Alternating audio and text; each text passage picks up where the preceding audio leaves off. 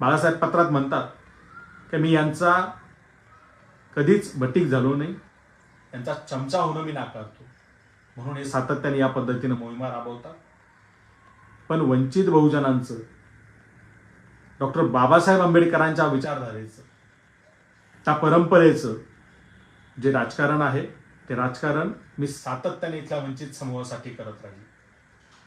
पण बाळासाहेब आंबेडकर ज्या वेळेला इतका ठाम निर्धार घेऊन मैदानात उभे असतील त्यावेळेला तुमची माझी जबाबदारी आहे की आपण मैदान सोडून पळून जाता कामा नये किंवा कुणालाही पळून जाऊ देता कामा नये. जर आपला सेनापती ठामपणे उभा आहे, जर तो मैदानातून मागे हटत नाहीये, 1 इंचही जागा सोडत नाहीये, तर आपण सगळं सैन्य जे आहोत, कार्यकर्ते जे आहोत, तर आपण सुद्धा ही लढाई निकराने लढली पाहिजे, हिमतीने लढली पाहिजे.